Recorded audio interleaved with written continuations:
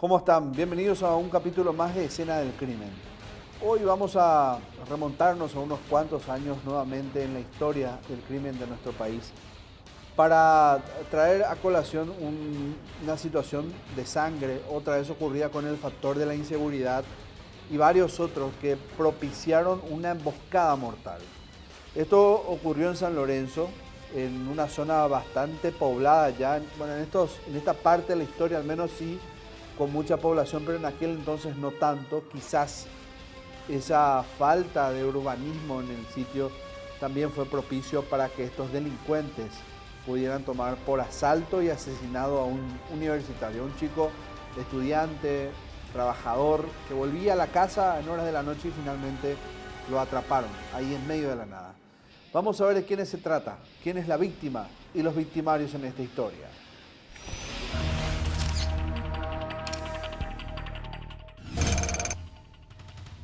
La víctima de esta historia es Juan Manuel Ortiz Martínez. La edad, 20 años cuando ocurrió el hecho, es paraguayo, domiciliado en Laguna Grande, San Lorenzo, de profesión estudiante. El joven fue asesinado cuando regresaba de la facultad a su domicilio. Los sospechosos son Ángel Antonio Paredes, también de 20 años, igualmente paraguayo. Su domicilio lo fija en la Villa 24 de Junio, en la ciudad de San Lorenzo. Es estudiante de profesión, autor de la mortal puñalada que acabó con la vida de la víctima. El otro es Francisco Miguel Caballero Villalba, tiene 22 años, es paraguayo, su domicilio está fijado en la Villa 24 de Junio en San Lorenzo, también en profesión fija ser estudiante, es pariente del autor y cómplice. Él fue detenido en la casa donde ambos vivían. Y el tercero y último es David Peralta, de 32 años, también paraguayo, vecino de los dos últimos en la Villa 24 de Junio en San Lorenzo.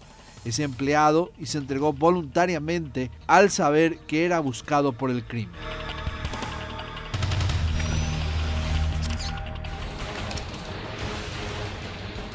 Vamos a la historia dura, a la crónica de aquel momento. Les decía yo que nuestra víctima, nuestro joven de 20 años, Juan Manuel Ortiz, llegaba de un día largo del trabajo, de sus estudios, y quería evidentemente ir directamente a descansar a su casa.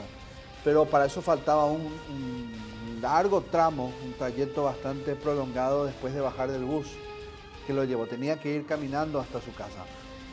Y les dije al principio, demasiados factores que lo aislaban de tal vez sentirse seguro. La oscuridad, caminos largos, poco urbanismo. Todo eso fue propicio para quienes, para los delincuentes. Veamos qué pasó. Era el año 2012 y Juan bajó del bus.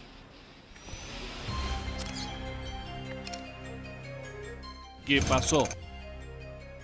La noche se hacía espesa. Juan Manuel Ortiz partió del centro de la ciudad de San Lorenzo con destino a su casa. El viaje en bus no era tan largo, pero él sabía que al bajar le quedaba todavía un largo trayecto a pie. Eran 15 cuadras y lo que no sabía era que ese día no los iba a completar. Eran las 22 horas del lunes 22 de octubre del año 2012. Después de una larga jornada de trabajos y estudios, Juan Manuel bajó del bus y caminó hacia su casa. En el trayecto, 3 hombres lo acorralaron, cada uno se le puso en diferentes direcciones. En medio de un forcejeo que se desató al no querer entregar sus cosas, uno de los desconocidos hundió en su pecho un puñal. Pero Juan Manuel, intentando escapar, logró caminar un poco más, intentando pedir auxilio. Lo hizo hasta las calles Coronel Machuca y Tpoy, en el barrio Laguna Grande de San Lorenzo. Esa zona, detrás del edificio del Cuartier Las Marías, Juan Manuel dio sus últimos pasos. Que yo le estaba esperando para que cenemos juntos y que me explique una materia que yo no entendía bien. Y le estaba esperando afuera porque el tiempo era bastante agradable. Y entre eso llega un amigo de él y le digo, hola, hermano, no está, ¿verdad? Y que mi hermano no está, tipo, para eso no me viene, ¿verdad? Y me dice, no, yo sé lo que no está. Y le miro medio raro. Y se le notaba así, angustiado, digamos. Y me dijo, ¿puedo te iba a decir algo? Me acerqué a él y me dice, Tu hermano se murió, así crudamente, y yo no sabía cómo reaccionar. Macana, lo que decía, andate acá, le dije yo. Y me dijo, no, en serio te digo, Liz, no sé cómo es lo que le vamos a decir a tu mamá.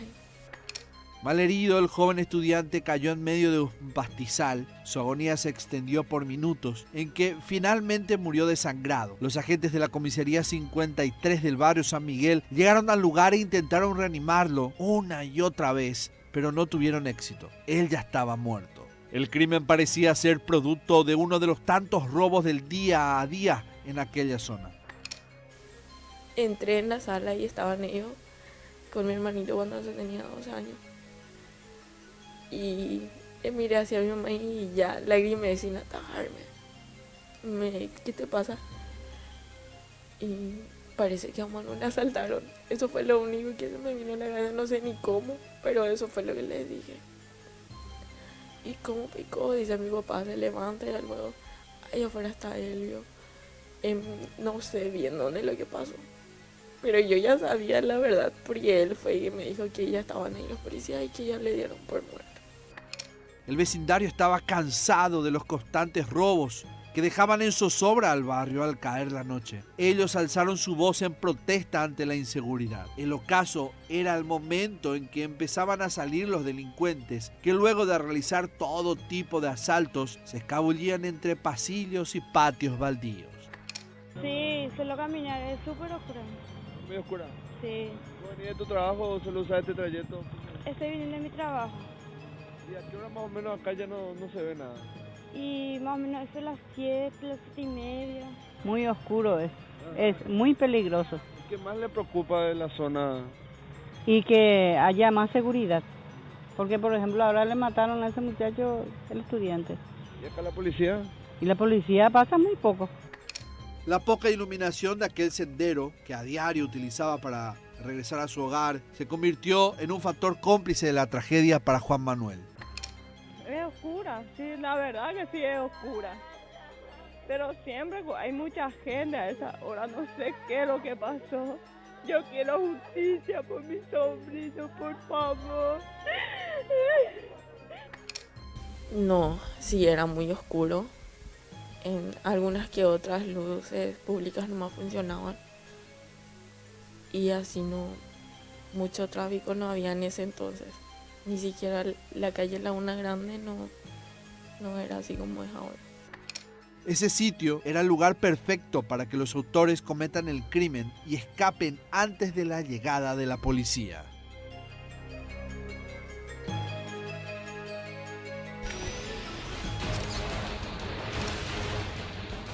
En Heridas que Hablan vamos a profundizar en lo que fue el examen forense hecho en aquel momento al cuerpo de Juan.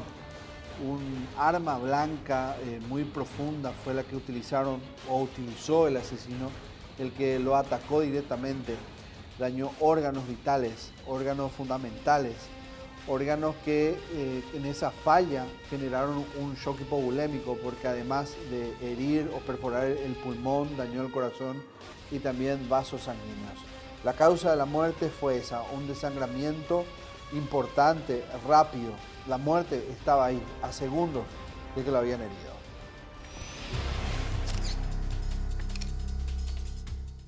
Heridas que hablan. Una mortal puñalada en el pecho fue la que acabó con la vida de Juan Manuel Ortiz. La cuchilla del arma blanca penetró tan profundamente en su cuerpo que alcanzó a perforar importantes arterias, pulmón y el vital órgano, el corazón de la víctima. El deceso de Juan Manuel se produjo de forma casi inmediata en el sitio donde ocurrió el sangriento suceso, por la gran cantidad de sangre que perdió al instante. De acuerdo al informe elaborado por el forense de turno, en el lugar del hecho, claro, la muerte fue diagnosticada como un shock hipovolémico por herida de arma blanca.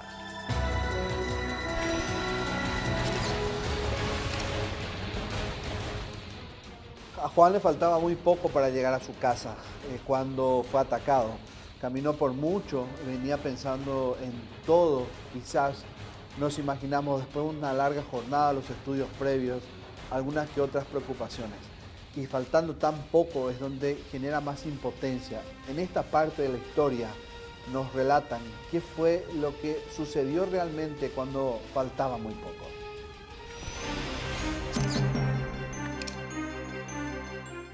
A 5 cuadras.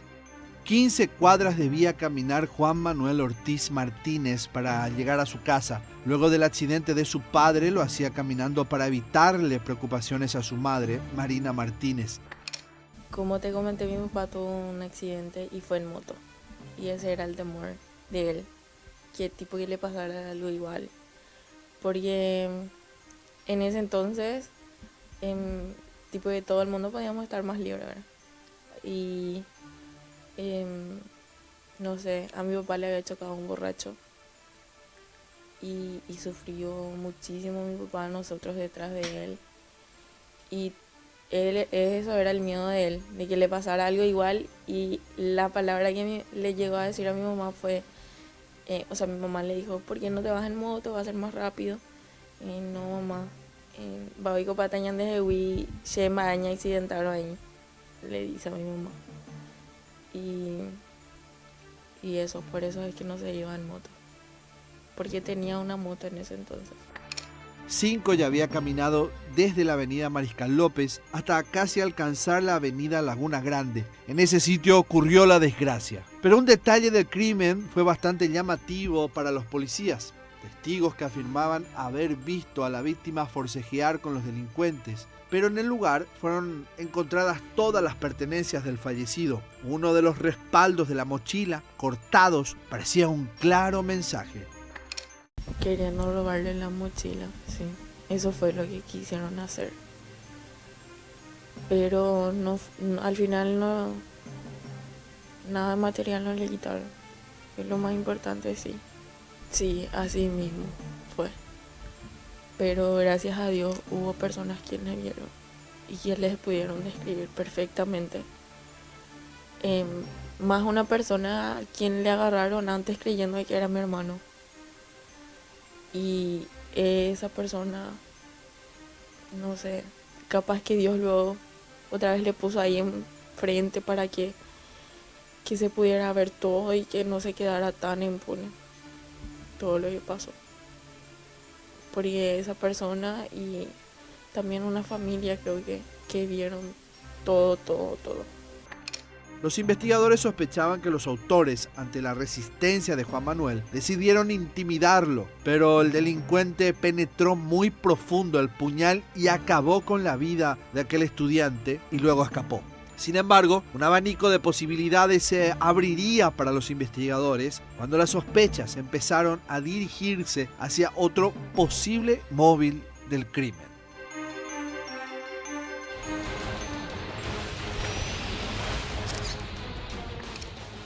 Vamos a hacer la primera pausa en Escena del Crimen. Tenemos una historia muy pesada, muy densa, porque hablamos de una joven vida emboscada por delincuentes que en un primer momento al menos querían dejar una coartada de robo. Sin embargo, había algo más detrás, una cuenta que saldar al menos es la que iba dejando como secuela de lo que tomarían los investigadores después para comenzar sus pesquisas. De eso les voy a contar a la vuelta de esta primera pausa aquí en Escena del Crimen.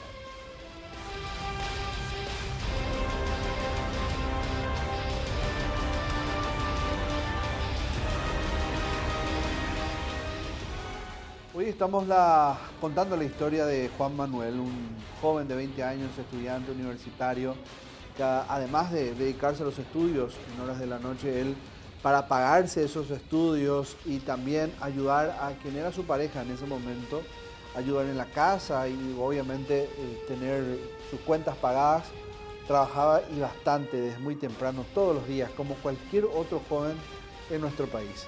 Sin embargo, un grupo de delincuentes contratados le iban a quitar la vida de una manera muy violenta en aquel año 2012, cuando él intentaba llegar a la casa, faltaban apenas 5 cuadras. Vamos a poner una pequeña pausa en el relato de esta historia, en la crónica de la investigación, para recordar a Juan Manuel. Recuerdos de parte de sus familiares, así lo recuerdan a él.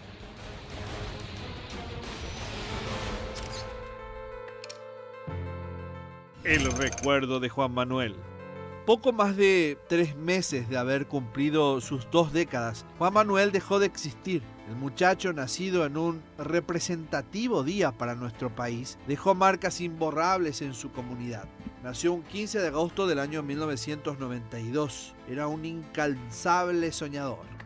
Y mi hermano era, no sé ni cómo describirle, porque era muy cariñoso, era re mamiti. Con decirte que había fines de semana que hacíamos un mini camping acá en la sala y él era el organizador, el que traía los colchones y el que ponía la película. Pues en ese entonces pues era así, ¿verdad? No es como ahora. Y yo me llevaba súper bien con él. Éramos uña y mugre. Sí, en el colegio todo el mundo me decía cuñada. Chicas que jamás ni me llegaron a saber después que le vieron a mi hermano. Ay, hola Liz. Y así, en donde iba llamaba mucho la atención. No porque fuese mi hermano, pero era un churrazo luego. Y encima de todo eso, era un buen tipo. Es el novio que todas chicas quisiéramos tener. Porque, no, como te dije, no tenía vicios. Era súper inteligente, trabajador. Era muy honesto y muy humilde. Y churrazo. Juan Manuel era un joven muy distinto a los demás muchachos de la Villa San Pedro, en el barrio Laguna Grande, en la ciudad de San Lorenzo. No bebía alcohol, no fumaba y tampoco consumía drogas. Se dedicaba a trabajar, estudiaba y cuidaba a sus 4 hermanitos, ayudando a su mamá y a su papá. Era un capo en todos los sentidos, porque aparte de que era nuestro hermano, era maestro, digamos, porque nos reayudaba en el colegio, porque tenía una cabeza que no sé ni cómo describir. Y así, era un excelente hermano, amigo. No, con decirte que hay muchos compañeros de él todavía que suelen venir y ir a visitarle en el lugar donde está su cuerpo. Con mucho sacrificio de por medio, trabajando como tapicero, no solo costeaba los estudios en el 2º año de la carrera de Ingeniería Informática y Comercial en una universidad privada en la ciudad de San Lorenzo, sino también cargaba sobre sus hombros la economía familiar tras un accidente de moto que sufrió su papá, Domingo Ortiz. Así mismo, porque mi papá había tenido un accidente y él era el sostén de la casa, porque mi mamá no trabajaba en ese entonces y nosotros éramos muy pequeños. Yo tenía 16 años cuando él falleció y solo estudiaba.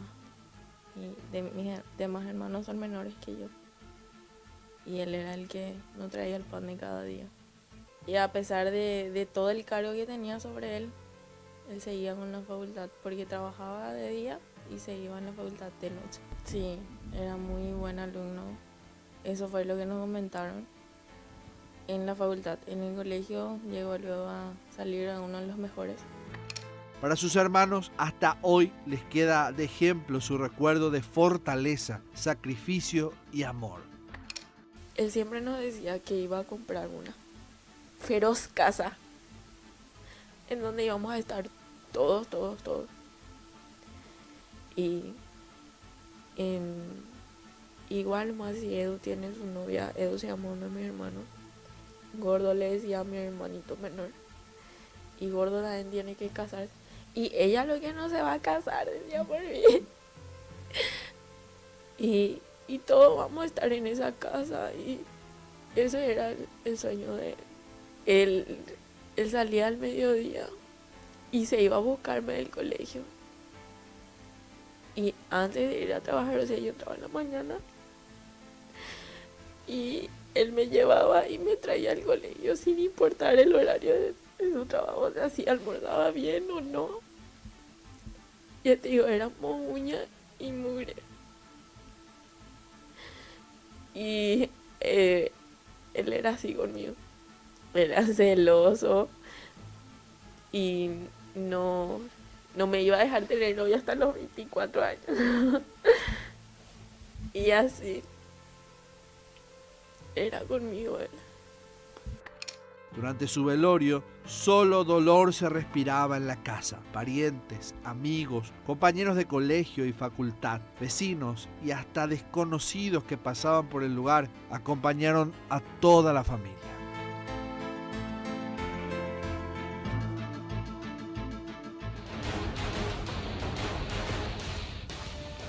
A lo largo de la investigación, la policía comienza a seguir el hilo de todo esto que dejó en las primeras pesquisas que estaban haciendo. Les decía yo que estos que habían atacado a Juan querían dejar una especie de coartada de que querían lo suyo, asaltantes ocasionales, pero lo extraño es que no se llevaron nada.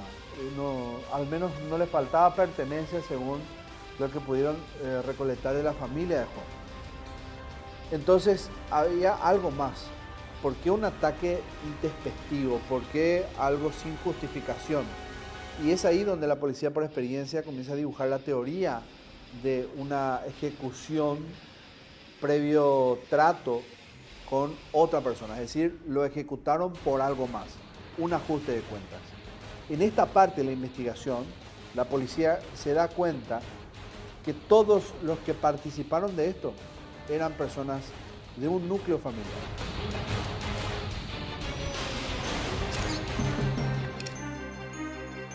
Dos detenidos. 1800 metros separaban la casa de Juan Manuel Ortiz Martínez del domicilio de los autores del crimen. Los agentes de policía de la Brigada Central de Investigaciones de Delitos fueron los que tomaron la rienda del caso y comenzaron a seguir el rastro de aquellos delincuentes luego de una serie de declaraciones en la zona, testigo tras testigo, vecino tras vecino, además de los familiares de la víctima, claro. Rápidamente la investigación tuvo resultados. Solo transcurrieron 24 horas del asesinato cuando la policía logró capturar a Francisco Miguel Caballero Villalba y a Ángel Antonio Paredes. Ellos, residentes vecinos en la Villa 24 de Junio de San Lorenzo, muy cerca de la casa de la víctima. Vamos a suponer que como 15 cuadras de acá para estos lados. Más o menos 15 a 20 cuadras. Paredes era pareja de la madre de Francisco Caballero. La mamá de Francisco es pareja del otro. Tengo entendido que siguen todavía juntos, a pesar de que él está allá. Pero eran una familia medio que un poquito fuera de lo normal, bastante. Andan luego en esos ambientes de drogas y cosas así. Los dos sospechosos en aquel tiempo ya contaban con antecedentes penales. Ángel Antonio era buscado por un robo ocurrido en la misma zona. Todos ellos eran conocidos por los lugareños, eran consumidores de marihuana y muy temidos en el barrio. Ambos negaron estar vinculados al caso, pero en la residencia donde vivían, la policía incautó 3 estoques, 3 cuchillos caseros y recuperaron artículos que habían sido denunciados como robados en una sede de la Comisaría Jurisdiccional 53 Central. Ahí estaban todos los documentos de los robos y estos coincidían plenamente con los que estaban en la casa. Durante el procedimiento, la policía informó que una tercera persona logró escapar y que los 3 vivían en la misma casa.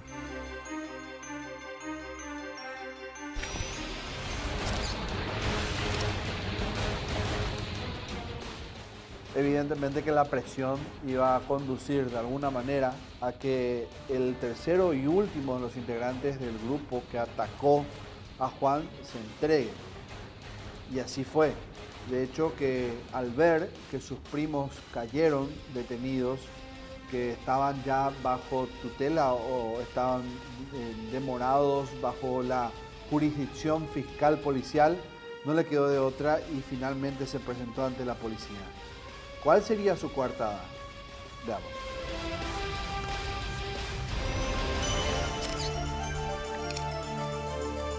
Se entregó el tercero. Cuando la oscuridad se apoderaba de la noche del 23 de octubre, un día después del crimen, David Peralta, de 32 años, se presentó ante los policías de investigación de delitos diciendo una y otra vez que era inocente. Yo tenía una exnovia que me dejé hace 3 meses. ¿Y que fue novia o que es novia ahora? ¿En su momento fue novia? Anteriormente, hace 5 años que fue. Novia de él. de él. Se dejaron ellos. Y después fue tu novia. Sí, después fue mi O sea, que vos novia. le conocías entonces a Juan Manuel. De vista le conocí. Y por ahí no puede venir el hecho de que La se verdad que por eso es lo que me están inculpando. Esa fue la versión que... creen de que esto es algo pasional. Sí, exactamente así. Y según una prima lejana nuestra, que también es de ese ambiente, lastimosamente, ella estaba en una cancha en la cual donde llegaron ellos después de todo lo que hicieron. Y según ella le dijo o sea, que David le preguntó a una de las personas que, o sea, la persona que le clavó a mi hermano, le dijo en una piora de super, le dijo. Dice que le dijo. Y ella le preguntaba quién, qué lo hicieron, y no sé qué. Y no le quisieron decir, y que uno de ellos, mi hermano fue con mi primo, pero yuca, le dijo. Y ella se quedó sorprendida y se fue en la casa de mi tía a comentar lo que pasó. Y en eso mi tía ya le llama a mi mamá todavía no sabiendo qué es lo que pasó, y le preguntó, ¿cierto que lo yuca y hermano? Pues le dijeron. Sí, y según dijeron luego que David dijo, va el oye creetere y la churros a ver. Y así, la envidia también ocasiona muchas cosas. Y él se entregó diciendo que él no tiene nada que ver, que no sabía supuestamente por qué le estaban buscando. Pero según nos comentaron, él estaba en el momento de la allanación, en esa noche ahí, y que él se corrió sobre una muralla. El detenido resultó ser expareja de una joven con la que Juan Manuel Ortiz tenía una relación de amistad, pero el exnovio creía que había algo más. El crimen se manejó como un asesinato de tinte pasional. No era ella la novia, tenía una novia que se llamaba Evelyn, o sea, se llama, y vive en Luque, en el abogado Luque. Según así lo que llegamos a saber fue que la chica tenía un hijo con esa persona. Y bueno, nosotros le conocimos en una fiesta. Fue un aniversario de una radio y nos fuimos, yo me fui con mi hermano. Y la chica así tipo le vio y no sé, se quedó enganchada, vamos a decir. Y no le dejaba ni un segundo a mi hermano. Hasta yo me llegué a poner celosa porque ya era muy abusiva ya. Y después así medio que empezaron a tener una amistad. Así fue como yo le empecé a conocer a ella. Y según nos contaron a nosotros, ella le llamó a mi hermano en una noche diciéndole que su hija estaba mal, que su hijo estaba mal. Y mi hermano se fue, pero había sido, le mintió. Le dijo nomás para que se vaya, le pidió que le lleve al hospital supuestamente. Y era para que tomen. Y mi hermano no tomó bebida alcohólica. Pero dijo que con esas cosas no se juega. Y le dejó en bola. Y ahí empezó otra vez la chica a pesadear. Después ya empezaron los rumores, según... En ese entonces él estaba en la cárcel, David Peralta. Y empezaron así los rumores, o sea, según dijeron que le llegó a él esos rumores. De que mi hermano se entendía con ella. Y lo que yo sabía de parte de mi hermano que no era así. Y según nos contaron que... O sea, él tenía una mejor amiga y mi primo. Y a esas dos personas fue y le contó que una vez se cruzaron en la calle y que él le agarró y le preguntó si él era Manu. Le dijo que sí y le dijo, aléjate de mi novia y no sé qué, ¿verdad? Tipo una amenaza. Y que al final de todo eso le dijo, si no ya yeto patata pepo ipe. Y entonces mi hermano le dice que él no tiene nada con ella, que ella lo que le busca. Mi chica pela yoguana le dice, según mi primo, pero mi primo estaba con él cuando eso pasó. Sin embargo, David dijo que la noche del homicidio estuvo trabajando en una lomitería en San Bernardino. Esa fue su coartada. Él presentó videos de circuitos cerrados del local de trabajo que mostraba cuando él estaba trabajando. El crimen ocurrió aproximadamente a las 22 horas y el registro del video señalaba 23:10, pero se confirmó que no pertenecían al día en que se registró el homicidio. Hasta hoy en día no entiendo cómo le pudieron soltar, siendo que la prueba que él presentó es un video en donde aparece el 21 y el 23. Y esa fue su prueba y no sé, ni siquiera sé qué tenía en la cabeza ese abogado para no hacer algo. Porque la muerte de mi hermano fue el 22, fue en la noche del día 22 de octubre. Y no el 23 ni el 21. Y la prueba es simple y única, se vendieron todos. Su coartada no funcionó. Peralta fue detenido, pero posteriormente liberado a falta de cargas suficientes de pruebas en su contra. Incluso la joven que había sido el motivo de la mortal disputa negó las circunstancias que a ella involucraban. Ya después con el tiempo él se fue a declarar y todo. Y denegó, ¿verdad? Y que le conocía a David Peralta y que era así como fue con mi hermano. Dijo que solo le conocía de vista y que nosotros inventamos eso. Eso fue lo que se fue a decir. Capaz ella también estuvo amenazada por David. Y capaz que sí. Tipo que, no sé, si fue capaz de eso, ya es por algo.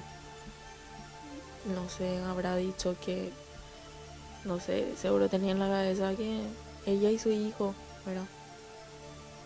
Y bueno, ya... Cualquier persona, yo también en su lugar capaz y haría eso, pero no sé, si es que ella pedía ayuda, yo creo que sería distinto. Nosotros mismos le íbamos a ayudar si es que ella ponía de su parte. Pero David fue liberado. Se tenía que ir a firmar cada mes, fue con una de las condiciones que él salió libre. Y luego de que hubieron gentes de que se fueron a declarar su descripción, le salió la orden y ahí fue que él desapareció. Creo que fue como 6 a 9 meses más o menos, o un año, algo así. Lo que sí que 5 veces llegó a irse a firmar y después desapareció.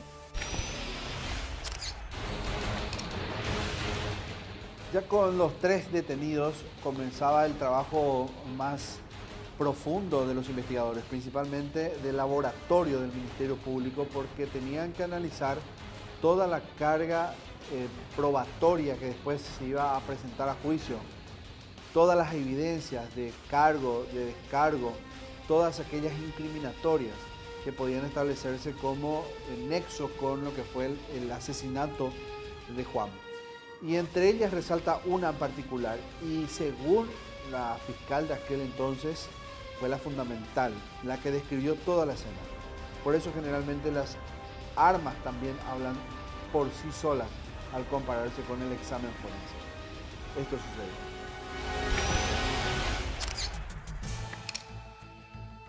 La investigación.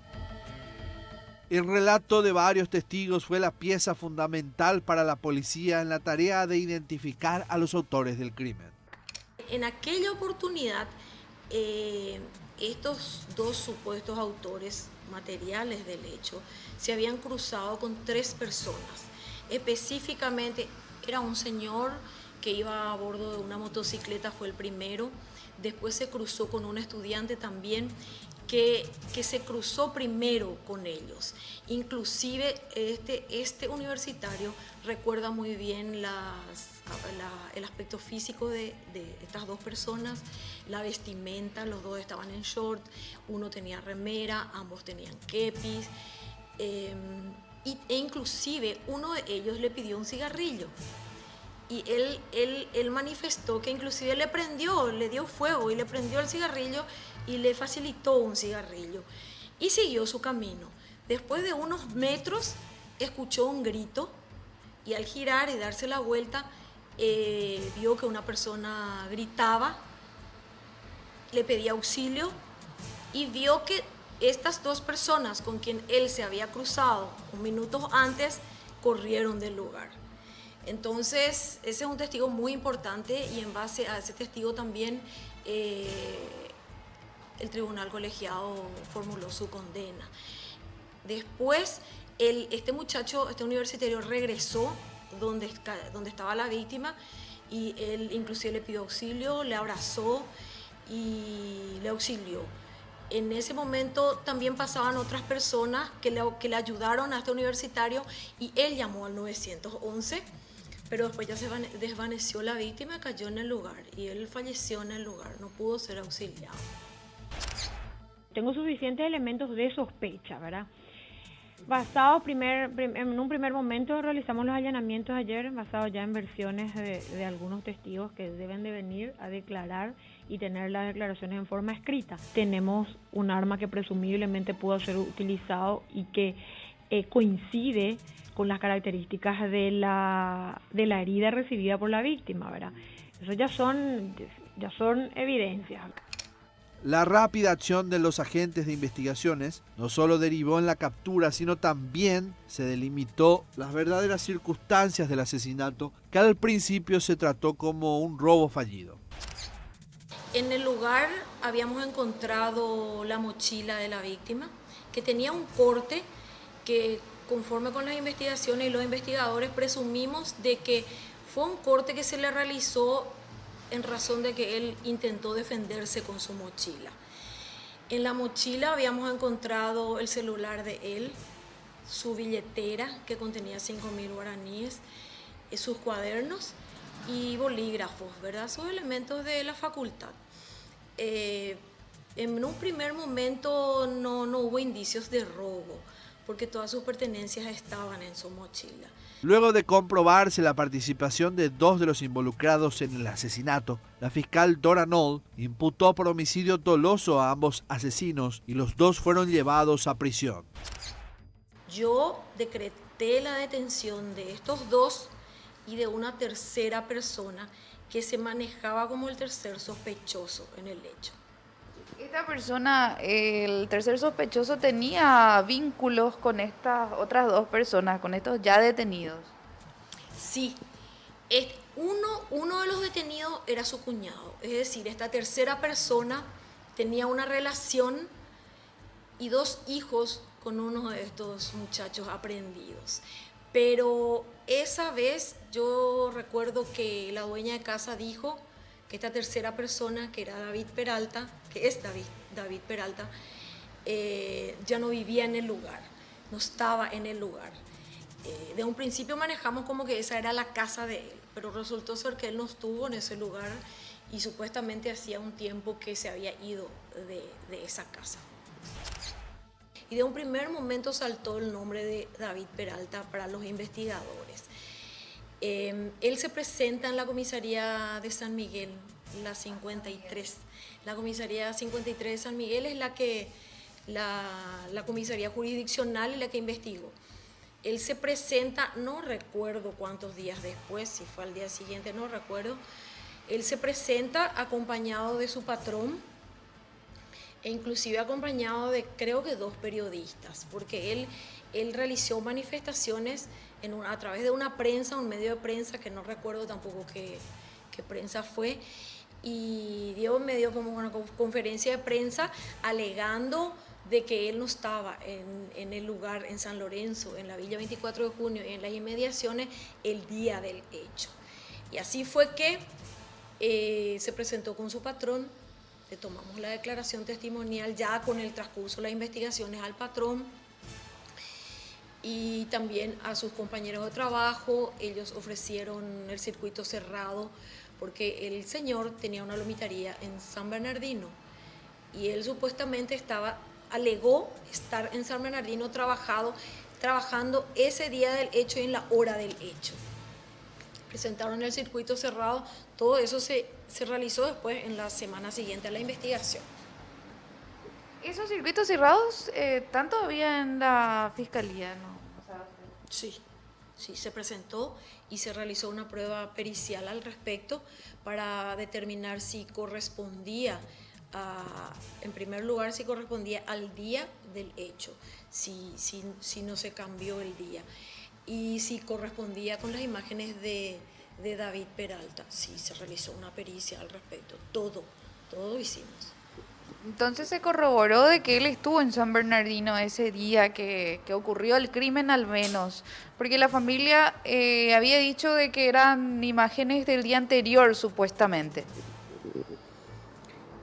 Sí, nosotros corroboramos que él estaba en San Bernardino ese día del hecho.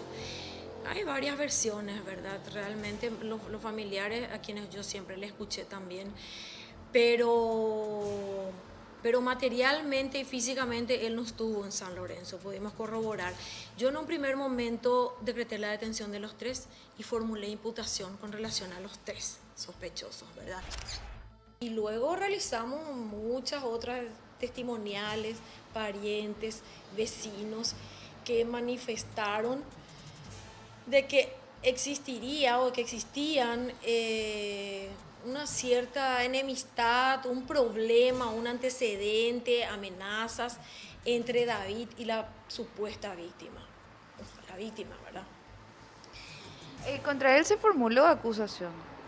Sí.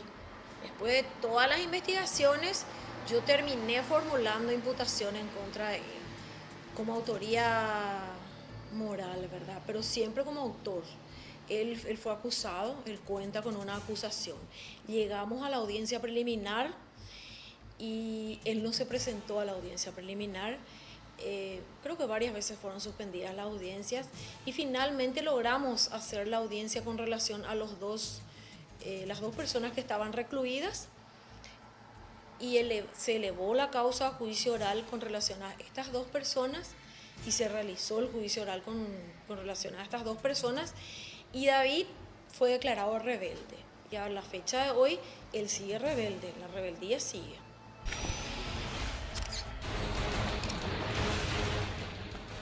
Con todo esto, el Ministerio Público estaba seguro que iban a poder sostener su investigación ante un tribunal. Y así efectivamente fue. Un tiempo después se acercan ante el estrado y al momento de las pruebas de descargo, la Fiscalía sostuvo muy fehacientemente lo que había hecho y convenció al tribunal de que estas personas eran las responsables.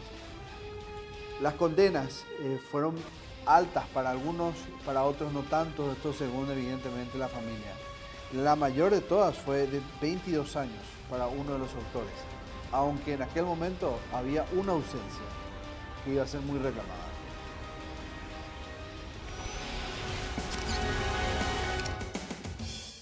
La condena. 3 años y 4 meses transcurrieron hasta que finalmente los autores del crimen se entregaron a un estrado. El tribunal de sentencia estuvo presidido por la jueza Leticia Fracci e integrado por los magistrados Rolando Duré y Liz Ramírez. La prueba laboratorial a la que fueron sometidas las armas incautadas en casa de los acusados por el homicidio confirmó que tenía rastros de sangre de la víctima, lo que permitió que ambos sean condenados.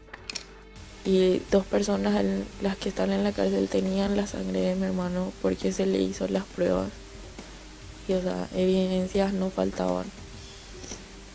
Pero sí para una persona que ahora está suelto, que es el David Peralta, que hasta hoy en día, ya pasaron 8 años, por más que tenga orden de captura, no está tras la reja donde debería de estar. El autor de la mortal puñalada, Ángel Antonio Paredes, recibió 22 años de cárcel, mientras que su cómplice, Francisco Miguel Caballero, tuvo un fallo de 15 años de prisión. Actualmente, ambos condenados continúan purgando sus penas tras los barrotes de la Penitenciaría Nacional de Tacumbú. Ambos forman parte de programas de reinserción. Paredes dedica sus días en prisión a realizar trabajos como obrero y Caballero forma parte de la Capellanía Evangélica que impulsa el programa de transformación integral en el Pabellón Libertad de la Penitenciaría Nacional. Después de todo ya, después de que se le condenó a los 2, uno de ellos teníamos que pasar enfrente de donde ellos estaban para ir al baño. Y ya con todo lo que pasó, le dije a mi prima si me podía acompañar al baño. Y entre eso me ve uno de ellos y llora y me pide perdón. llora y me pide perdón y me dice que él no quiso hacer, pero que bueno. Eso fueron, en síntesis me dijo, Shena ya poseguri, pero ya hay coma. Y el otro, el que sí le clavó a mi hermano, nunca nos demostró arrepentimiento, nunca nos dijo nada. Es más, me volví a resaltar ahí en ese entonces, ya poseguri, ya polleritas. Y ahí uno de los policías le dice que se cayó.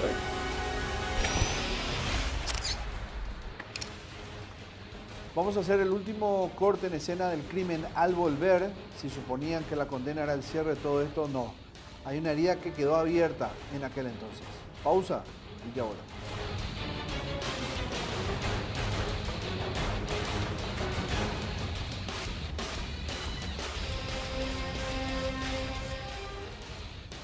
Juan Manuel Ortiz fue asesinado en octubre, el 24 de octubre del año 2012 en San Lorenzo, cuando faltaban apenas 5 cuadras para llegar a su casa. Caminó otras 10, ya faltaba muy poco, pero en ese sitio, cerca del famoso Cuartier en Las Marías, fue emboscado por 3 personas. Una de ellas lo asesinó con un arma blanca, dejándolo graves heridas a nivel interno, en el pulmón, una lesión en el corazón y vasos sanguíneos que la muerte le provocó en instantes, en minutos nada más, en un instante.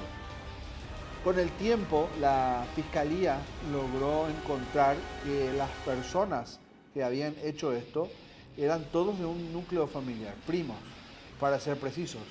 Uno de ellos fue el que había contratado, por así decirlo, una especie de favor sin dinero de por medio, a sus primos para que cometan este crimen. ¿Por qué? Y porque sentía celos. La actual pareja de Juan fue también en su momento su pareja y aparentemente de por ahí vino la cuestión. Obviamente que esto no justifica en ningún momento, pero es el contexto de la historia. Fueron a juicio, 2 de ellos condenados. Uno fue liberado mucho antes porque no había demasiadas pruebas. Justo cuando estaba libre se encontró que realmente era el que dio la orden de muerte. La familia quedó con ese sabor amargo sobre la investigación que no pudo llevarlo o la policía no pudo encontrarlo nunca más para que pueda rendir cuentas ante la justicia. Esta es la última parte del testimonio de una familia que quedó con ese sabor amargo de la injusticia.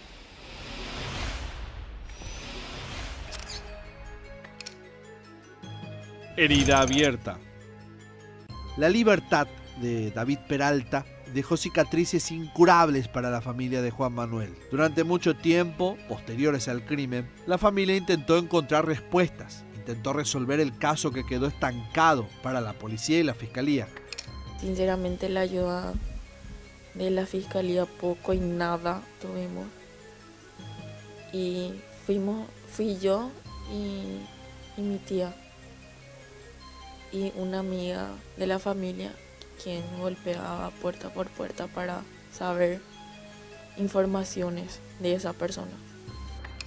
Con información recogida por la propia familia, se logró mover por 2 años posteriores al crimen este caso. Varios allanamientos se realizaron en busca de quien para la familia era el autor moral del asesinato. Y llegaron a hacer allanamientos en 2 lugares gracias a que nosotros estuvimos andando con mi tía y esa amiga. Investigando, no llegamos a ir en el lugar en donde hicieron el allanamiento. Preguntamos vecinos de donde él vivía, les mostramos las fotos, si él vive acá, tiene su señora, y le comentábamos a la gente lo que había pasado. Pero cuando la policía llegaba, el prófugo ya no estaba. No sé cómo hacía ese tipo para escaparse, porque según los vecinos estaba durmiendo. Sí, porque llega muy tarde y se duerme toda la mañana y cosas así, porque seguía trabajando en ese entonces en la nomitería. En San Bernardino fue eso. No sé cómo fue que pasó, pero desapareció también él y la novia que estaba con él. Solo se quedaron sus cosas. No sé cómo se enteró, no sé, pero sí desapareció. Y esa fue la última allanación que hicimos, que supimos de él. Después desapareció. Por más que pusimos personas que investigue, no tuvimos más datos de él. Hasta hoy día, la familia sigue esperando la llegada de la justicia. Es algo que obviamente nos va a molestar, doler, porque una persona que mandó a hacer eso a mi hermano y sigue suelto como si nada. Y nosotros ya no le tenemos a mi hermano y todo el tiempo es el mismo dolor.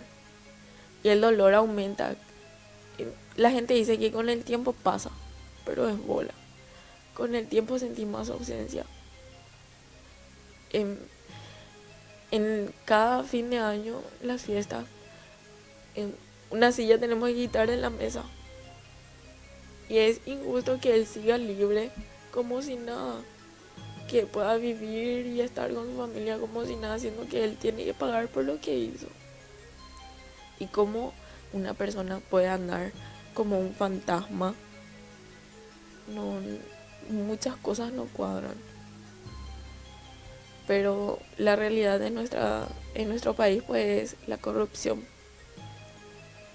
Es triste decirlo, pero es así. De seguro que le agarraron 1.000 millones de veces. Un policía tiene el acceso de que le resalte si es que tiene orden de captura. Y qué sé yo, por un 50 y seguro le hacen pasar otra vez. Ya van a ser 9 años.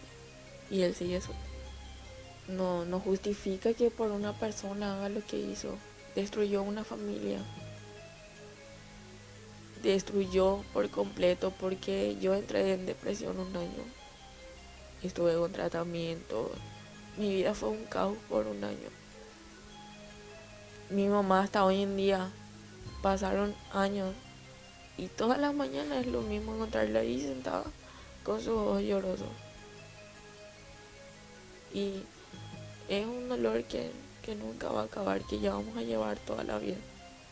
No sé, solo quiero que se haga justicia, ojalá que algún día sí se le agarre y que pague por lo menos el mínimo dolor que tenemos. Porque por más que él esté dentro de la cárcel, el dolor va a ser igual. Pero vamos a tener una paz. Y también sé que él también va a tener una paz.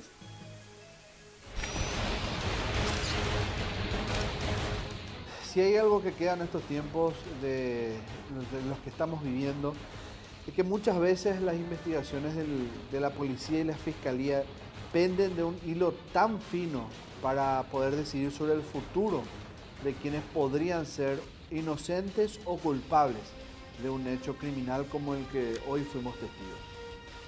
Un pequeño error puede convertirse en algo gravitante para que posteriormente el arrepentimiento sea el factor determinante a la hora de que toda una familia pueda arrastrar eso en la historia. Y este es el caso de la familia de Juan, que hoy no puede cerrar esa herida, no puede cicatrizarla, porque David, el hombre que habría dado, y esto lo prueba la investigación después, que dio la orden a sus primos para matar a Juan, goza de libertad. Quizá está en forma clandestina, pero es libre. No está pagando según la justicia terrenal al menos su responsabilidad. Ojalá algún día sea así. Ojalá algún día lo encuentre. Llegamos al final de otro capítulo más de Escena del Crimen. No se olvide que todos estos capítulos los puede vivir en nuestro canal, en Unicanal. Ahí están todos los videos de las 4 temporadas. Siempre puede volver a vivirlo. Y nos reencontramos el lunes próximamente a las 22:30 horas, como siempre. Adiós.